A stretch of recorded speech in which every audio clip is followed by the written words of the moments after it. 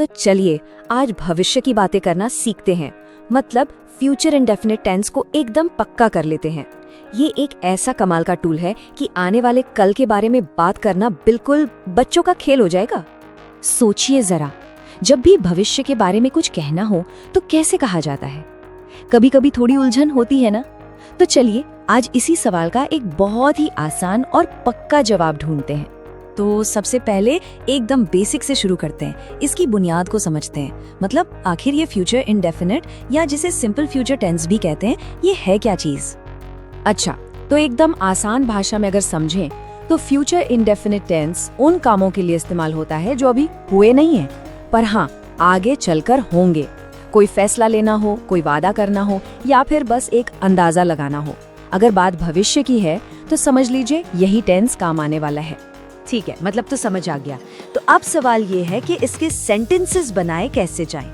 चलिए अब इसका वो कोर फॉर्मूला सीखते हैं जो हमेशा हर जगह काम आता है। ये देखिए, इसका स्ट्रक्चर कितना सिंपल है। पॉजिटिव वाक्य यानी अफर्मेटिव, उनके लिए क्या चाहिए? सबसे पहले सब्जेक्ट, उसके बाद विल, फिर वर्ब की फर्स्ट फॉर्म और आखिर में ऑब्जेक्ट। बस नेगेटिव बनाना है, अरे वो तो और भी आसान है, बस विल के बाद नॉट लगा दीजिए। और सवाल पूछना हो तो कुछ नहीं, विल को उठाकर वाक्य के एकदम शुरू में रख दीजिए। हो गया, है ना बिल्कुल आसान। चलिए इन फॉर्मूलाज को कुछ और एग्जाम्पल से एकदम पक्का कर लेते हैं। जैसे We will win the match, मतलब हम मैच जीतेंगे। या फिर He won't come today, यहाँ won't का मतलब है will not, ये उसका शॉर्ट फॉर्म है, मतलब वो आज नहीं आएगा। और अगर सवाल पूछना हो Will she call you, क्या वो कॉल करेगी? देख रहे हैं, नियम हर जगह बिल्कुल एक जैसा ही काम कर रहा है। अच्छा, अब आते हैं एक बहुत ही कॉमन कंफ्यूजन पर, विल इस्तेमाल करें या शैल। भाई इसमें बहुत लोग कंफ्यूज होते हैं, पर फिक्र की कोई बात नहीं, इसका जवाब ना बहुत ही सीधा और सिंपल है। देखिए आज की मॉडर्न इंग्लिश में ना ये नियम बहुत आसान हो गया है। विल का इस्तेमाल अब किसी भी सब्जेक्ट के साथ किया जा सकता है, आई, यू, ही, शी, वी, दे, सबके साथ। और बोलचाल में तो सबसे ज्यादा यही चलता है। जहाँ तक शैल की बात है तो उसका इस्तेमाल अब काफी कम हो गया है, ज्यादातर आई और वी के साथ, वो भी बहुत फॉर्मल सिचुएशंस में। तो एक बात गांठ बांध लेने जैसी है, आज की अंग्रेजी में विल ही सबका सबसे अच्छा दोस्त है।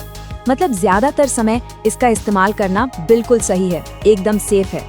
तो नियम तो हम जान गए, अब ये देखते हैं कि इस टेंस का इस्तेमाल हमारी रोजमर्रा की जिंदगी में, मतलब असल जिंदगी में कब और कैसे होता है। इसका पहला इस्तेमाल है भविष्य की कोई योजना बताने के लिए। मान लीजिए किसी ने कुछ करने का मन बना लिया है, तो वो कह सकता है I will start a business, यानी मैं एक बिजनेस शुरू करूंगा। दूसरा इस्तेमाल है जब किसी से कोई पक्का वादा करना हो, एक मजबूत वादा करने के लिए कहा जा सकता है I will always help you, मतलब मैं हमेशा मदद करूंगा। इसका एक और बहुत बढ़िया इस्तेमाल है तुरंत लिए गए फैसलों के लिए। सोचिए फोन बज रहा है और कोई कहता है I will answer it।